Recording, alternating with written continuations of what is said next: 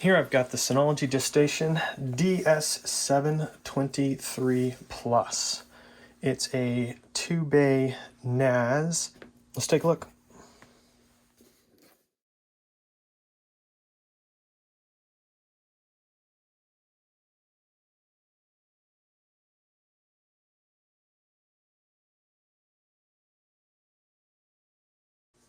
As we take a closer look, we've got status, disk 1, disk 2 lights, we've got USB, and then we've got a power button on the front. These, in older models, used to push in and they would kind of pop out, and then you'd pull them. These, you just kind of give a little tug at the bottom when they're not locked, and they slide right out.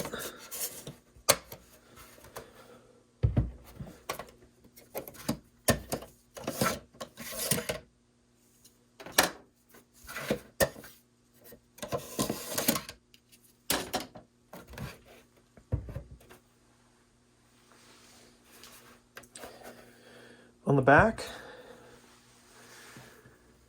power, eSATA, Ethernet, Ethernet. There's a reset button there. Here we've got a spot so that we could put in a 10 gig Ethernet adapter card. And then we've got a Kensington lock slot. On the bottom, we've got 2 places to put the M.2 NVMe SSD cards.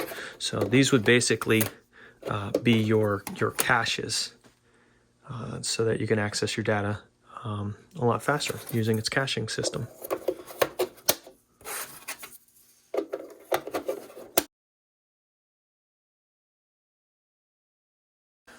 So grab our sled, and there's these little spots at the top here where you just peel it back.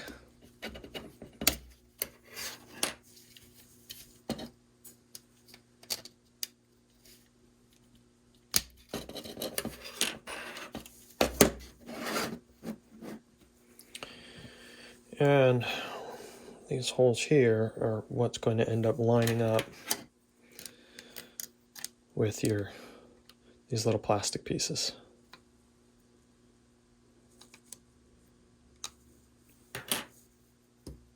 You want drive facing this way so that you can have your connection. Actually, it won't fit in the other direction. The holes, they don't line up.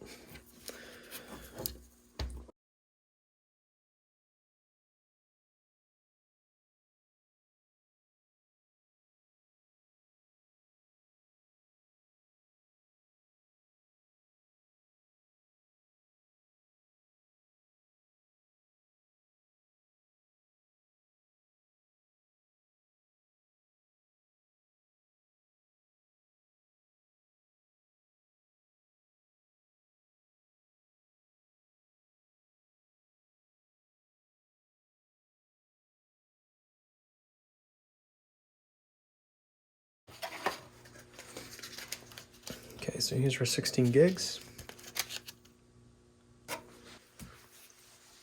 So make sure you don't have a lot of static in your clothing and things like that, because that's really gonna mess with things, especially if you touch any of the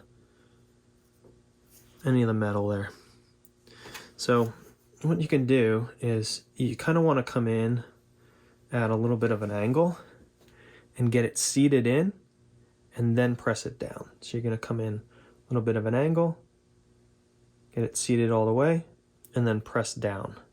And it's going to hook into these little clips here, one at the bottom and one at the top. And make sure that you watch this little guide there. That's going to tell you which way it needs to go, because there's a guide right there.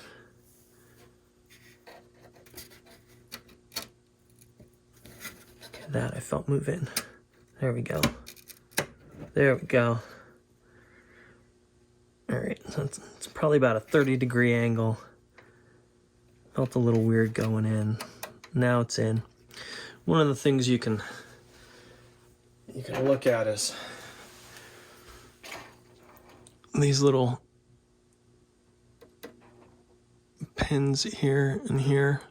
They're going to line up with the little notches in the memory module. See how that is there? Get a little closer look for you.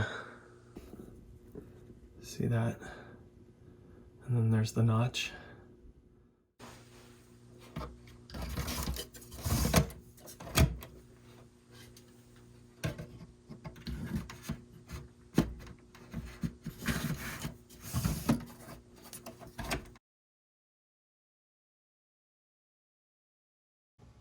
Finally, we're going to connect our power. And we're going to connect our Ethernet. I'm going to connect into LAN 1. There's also LAN 2. You could use either one that you want. I'm going to connect into LAN 1. The reason you've got more than one, you can set these up for failover, or you can also set them up for load balancing.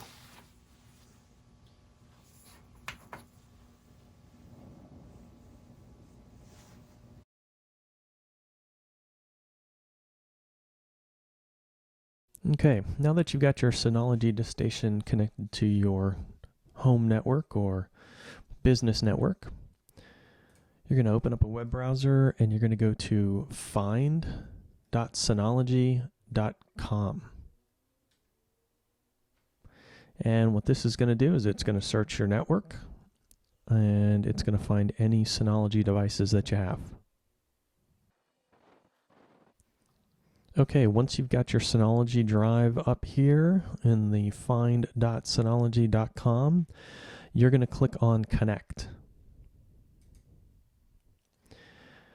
Go ahead and scroll through the Synology end user license agreement. Read it all as we always do. Check the box, agree, and click Next. Privacy statement, go ahead and give this a read through. And then click Continue. All right, here we've got our Synology DS723 Plus, and these do not come with the software, the DiskStation software pre-installed. So at this point, this is when we're going to go ahead and have it download and install the software. So install DiskStation Manager software. So we're going to say automatically download the latest version from Synology. So we'll click Next.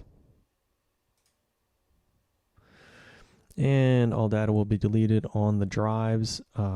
That's fine. These are brand new drives. We are not worried about that. We're not recovering anything, so we're good to go. Check that you understand and continue.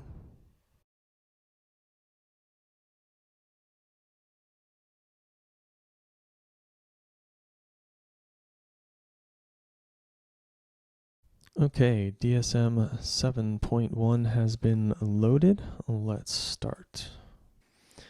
All right, first thing we got to do is give it a device name, like My Synology. Give it an administrator account name, password, and then confirm the password.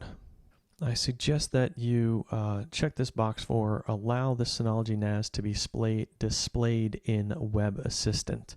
Basically what that's going to do is allow you to use the find.synology.com address in a web browser in order to find the Synology on your local network. Reasons that you might want to do this is if you don't know the IP address of your Synology, you kind of lose it on your local network, you'll be able to find it this way.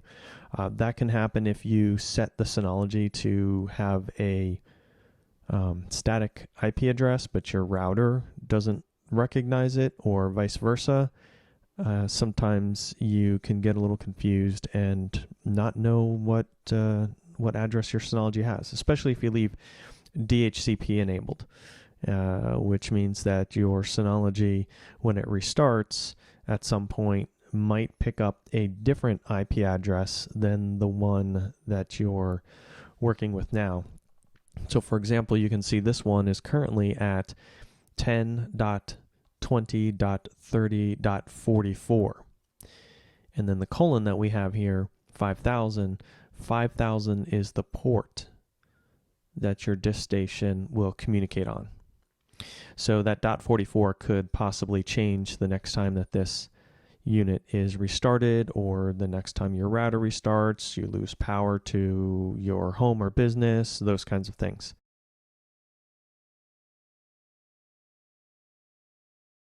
Our next option is to select how we want package updates to be. So I suggest the top one, which is recommended, automatically install important DSM and package updates only, which is recommended.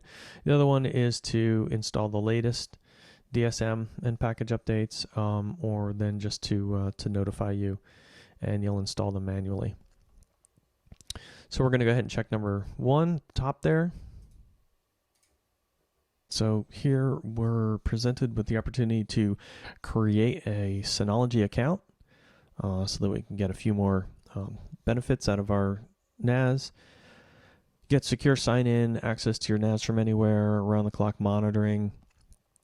This access to your Synology NAS from anywhere is going to be really important to set up the quick connect so that you can easily access your Synology NAS from other locations outside of your office or your home. And if this is something you've had experience with and you understand you have other ways to connect back to devices on your home network, you're probably understand everything about this and may or may not need the quick connect. If you don't, quick connect is a really easy way to find your NAS on the internet and use its services. So for this, I'm going to go ahead and skip this for now. I'm going to set this up later for a client.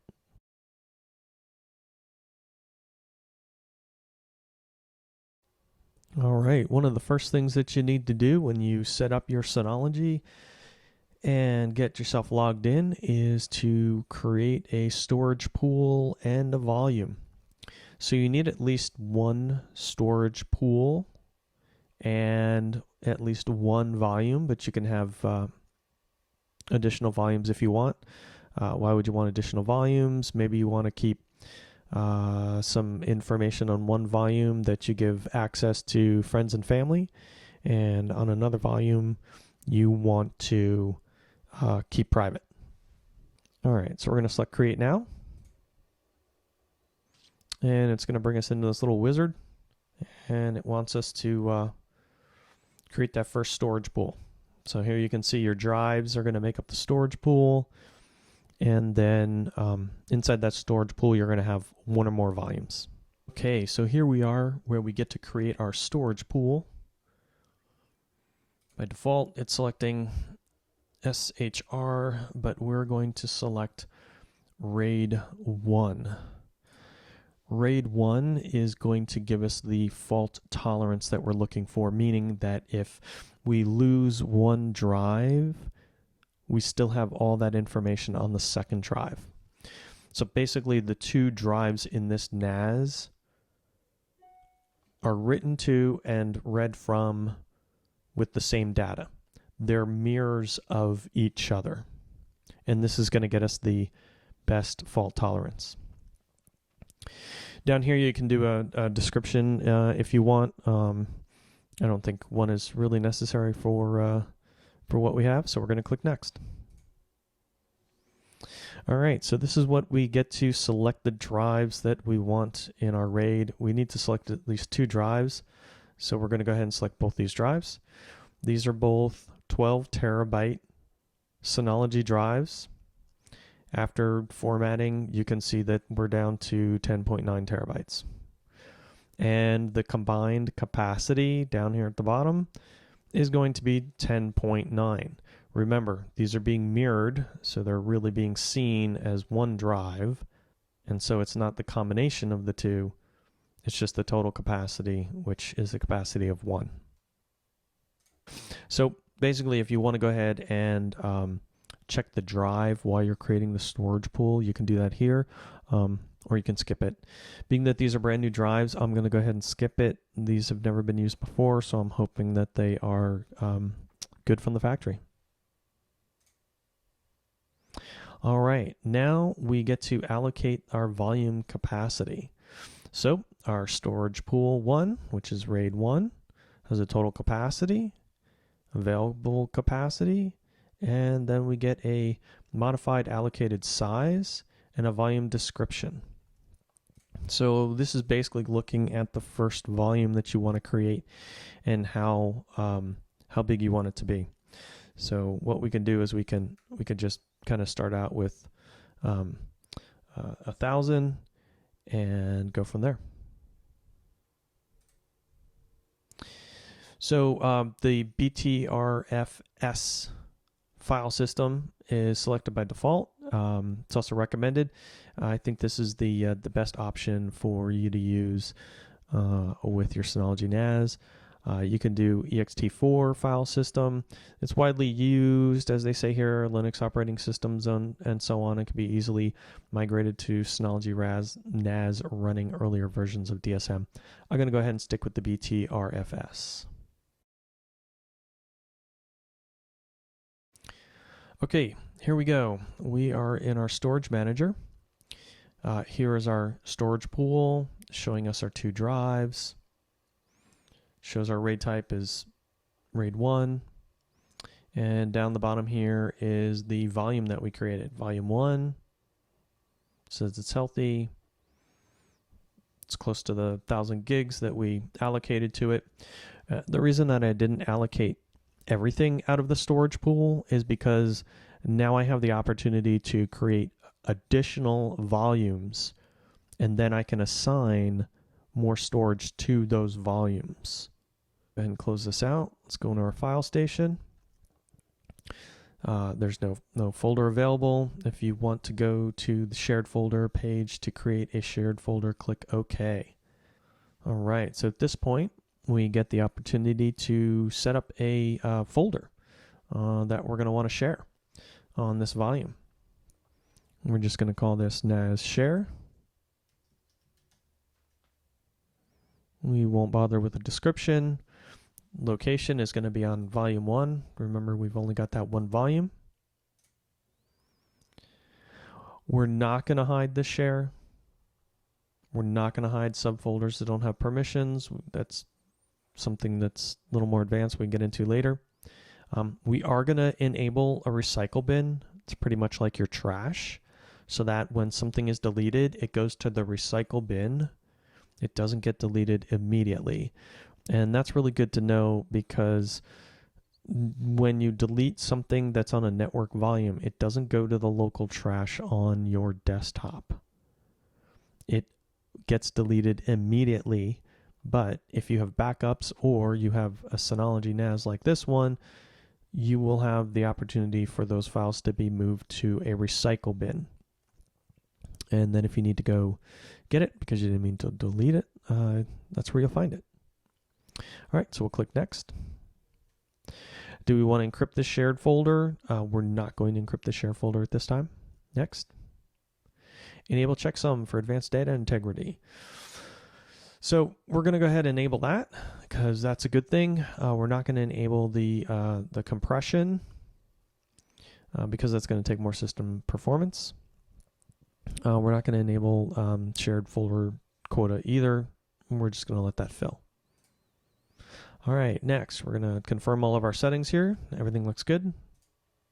Next. This is where we get into our permissions. We don't really have any users on here except for the default admin and then the admin that we created when we set this up.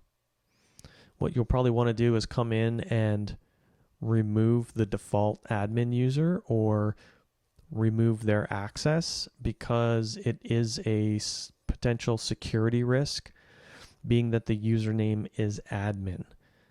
Everyone pretty much knows that. So let's go ahead and give read write. Whoops. Let's give read write access to the admin that we created, and we're going to leave the guest access to no access.